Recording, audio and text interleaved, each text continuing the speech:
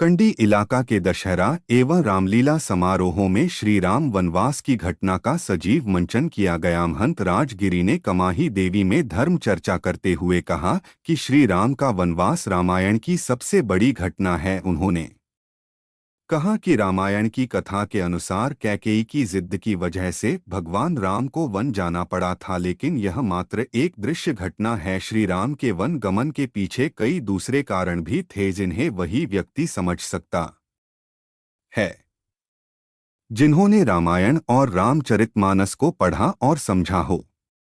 कैकेयी ने हमेशा राम को अपने पुत्र भरत से अधिक प्रेम किया। कभी भी कैकेयी ने राम के साथ कोई भेदभाव नहीं किया।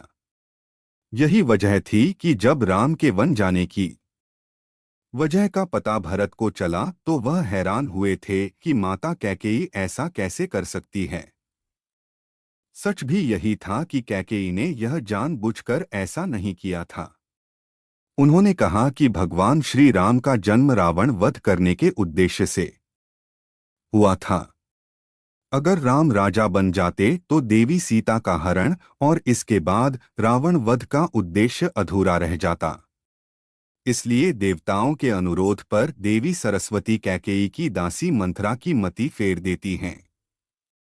मंथरा आकर कैकेयी का कान भरना शुरू कर देती है कि राम अगर राजा बन गए तो कौशल्या का प्रभाव बढ़ जाएगा, इसलिए भरत को राजा बनवाने के लिए तुम्हें हठ करना चाहिए। मंथरा की जुबान से देवी सरस्वती बोल रही थीं, इसलिए मंथरा की बातें कैकेयी की मति को फेरने के लिए काफी थीं। कैकेयी ने खुद को कोप भवन में बंद कर लिया।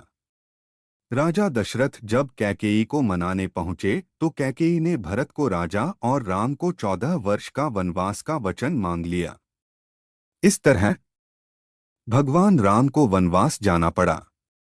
राजगिरी भक्तों को संबोधित करते हुए कहा कि राम वनवास का संबंध में एक शाप से भी है।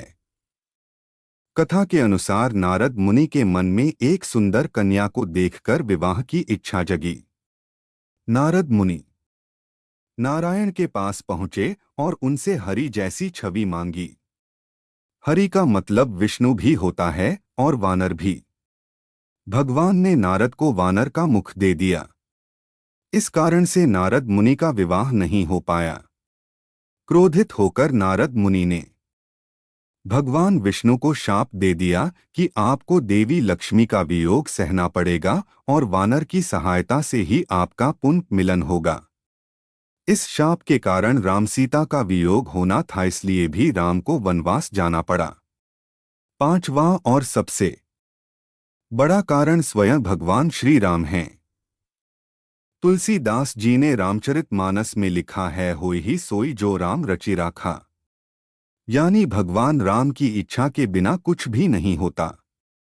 भगवान राम स्वयं ही अपनी लीला को पूरा करने के लिए वन जाना चाहते थे, क्योंकि वन में उन्हें हनुमान से मिलना था, अहिल्या और सबरी का उद्धार करना था, धरती पर धर्म और मर्यादा की सीख देनी थी। इसलिए जन्म से पहले ही राम यह तय कर चुके थे कि उन्हें वन जाना है और पृथ्वी से पाप का भार कम करना है।